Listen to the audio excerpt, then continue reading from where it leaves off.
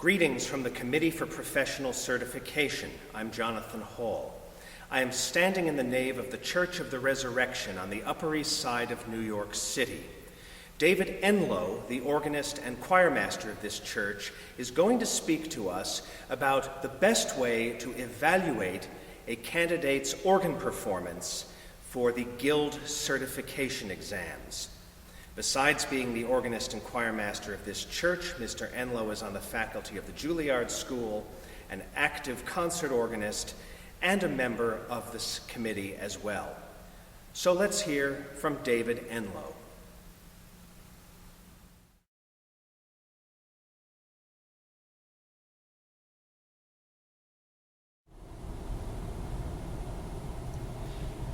The organ we're using today is a Cassavant built in 1916 and rebuilt by the Organ Clearinghouse in 2009. It has 40 ranks, and some of them are new additions. First of all, let me thank you very much for your work as an examiner for the AGO. It's so important to have high standards of education in our certification program, and we're all very grateful for your continued good work. The purpose of this video is to help examiners in grading and the best way to give comments so that it's helpful to the candidates. The first step to grading well is to be familiar with the requirements of the exams. I always think you should be at least as familiar with them as the candidates are. The requirements are in each July issue of the TAO and also online at the AGO website. There will usually be articles printed in TAO about the CAGO repertoire each year, and there have been service playing exam articles in past issues. You should be familiar with CAGO articles if you're grading CAGO exams, because they contain aspects of the repertoire that the candidates may have brought on board.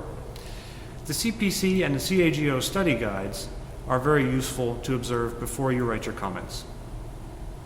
At the CHM, AAGO, and FAGO levels, part of the candidate's task in preparing is to have information about the styles and registrations of the literature that he or she is playing. Manuals for all levels are available online, and each manual has a section that says it is for examiner's use. It's very helpful to look at those. Here are some examples of things that are in the requirements that are very helpful to know. Sometimes pieces are shortened due to the time limits for the exam. For example, only 2 verses of a psalm are to be played, although 4 might be printed in the text. The CPC does not have hymn introductions specified, while the CAGO requires an introduction not to exceed 1 minute in length. Please be careful when you're grading not to deduct points, for example, for a service playing candidate who does not play an introduction when one is not specified in the manual. Here is an example of a CAGO introduction that might be considered too elaborate in any objective standard.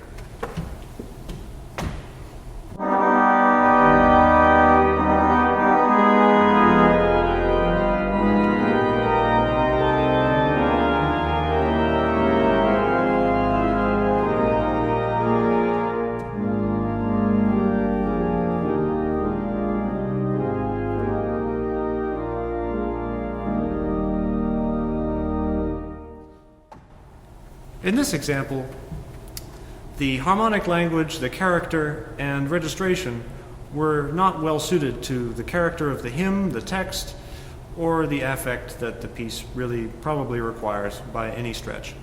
So that's an example of an introduction that we would probably not grade very highly. Now, an example of a good introduction may include some sophisticated elements, but be more in the character of a piece. Here is an example of a CAGO introduction to the same hymn that has more suitable aspect to it.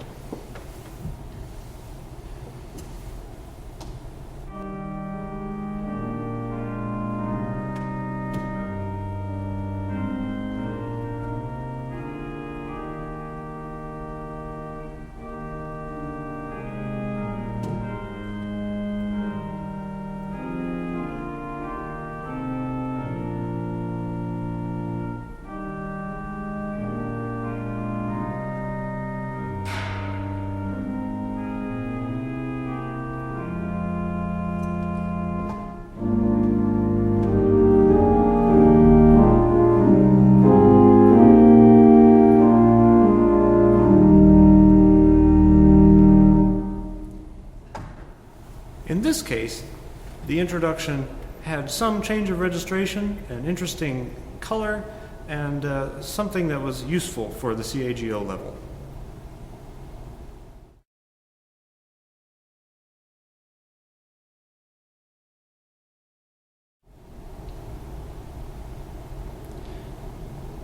In judging organ repertoire, it's important not to rely on one school of interpretation only.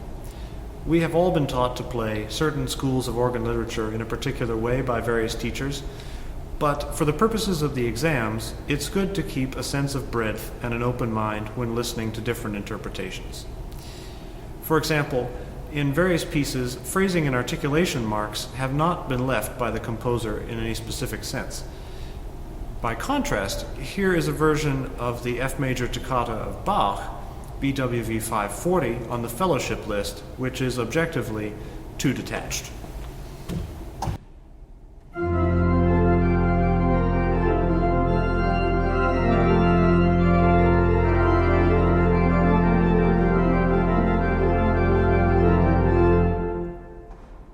We could quite legitimately take away points for an articulation that did not allow many of the pipes to speak. But for a more measured articulation, even including some legato, we have to recognize different legitimate interpretations. Here is a piece that's on the AAGO list, the Frank Bridge Adagio. And in here, there may be a temptation to be a little too legato, and here's an example of that.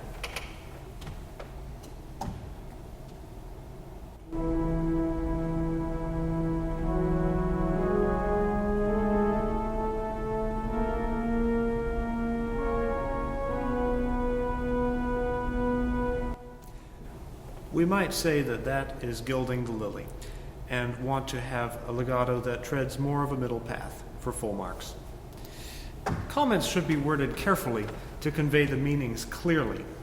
Okay or good does not convey much to a candidate who doesn't know what your specific score was. It's important to remember that your score will be averaged with the score of another examiner, and the comment sheets will not bear your signature, but just the comments that you've left for the candidates to see. Another thing to remember is that not every item requires a written comment.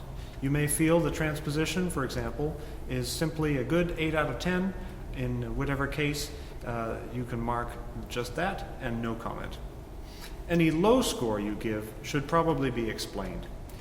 When you explain why you've given a low score, it helps the candidate to improve, forming the educational benefit of the exams for people who don't pass them. For example, if someone plays a transposition passage too fast, you can say, if you slow this down, it may help you in the future when you try to transpose again. Examiners may write suggestions about how areas might be corrected or practiced, but it is not required. If you have a helpful technique for practicing a particular item you feel you can pass on, by all means, that's very helpful. Please do it. Comments should be specific rather than general when it's possible. Be aware that unsuccessful candidates are often very sensitive to the suggestions. Registration was pedestrian is one comment that inspired a candidate to request a grading review. It was also not a specific comment. A more helpful comment might have been, mixtures were used too frequently, or registration did not change often enough as indicated by the piece. Those are examples of more specific comments that would be helpful to candidates.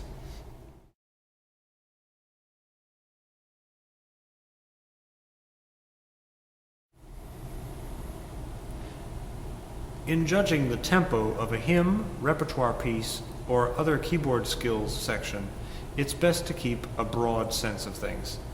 Sometimes a tempo can be objectively, truly, too fast or too slow.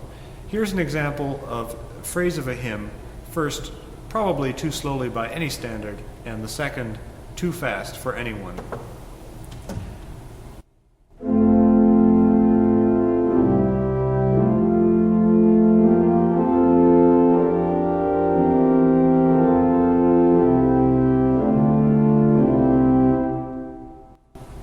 And now too fast.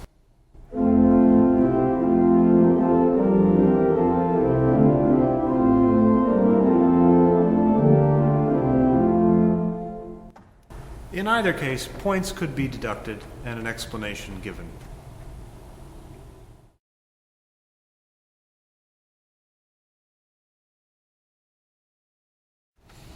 Full organ registrations may be distorted sometimes by examiners' playback equipment or in the duplicating process by which the certification coordinator makes the CDs for you to use. Comments about too loud or too shrill registrations may not be the candidate's fault. In one recent case, an examiner commented on a registration with a tremulant, but the exam coordinator at the center later said that the tremulant was not used. Perhaps the organ was just out of tune.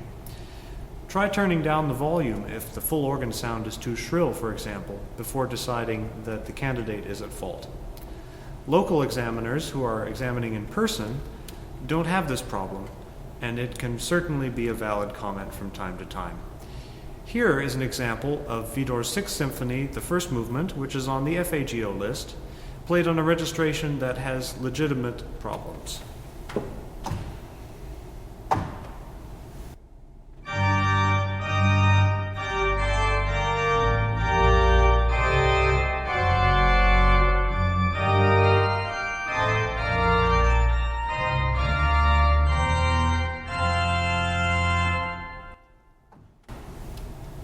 There are several things wrong with that registration, and you can enumerate them for the candidate. However, if the registration is within the bounds of any acceptable standard, be kind. Do not deduct points for a proctor's mistake, such as forgetting to announce the playing of the sight reading or any other section, or needing a reminder for the candidate. That happens sometimes. The time interval sometimes has passed, and the candidate is watching, and the proctor has got something else on his or her mind. Finally, when you're writing your comments, remember not to write anything that presumes a candidate passes or fails. As I say, the other graders' scores will be averaged with your own to decide whether the candidate has succeeded in taking the exam or needs to try again. Again, thank you so much for your good work on the Board of Examiners of the AGO. We're all very grateful for everything you do to maintain a high standard of organ playing and musicianship throughout the Guild in the United States. Thank you very much.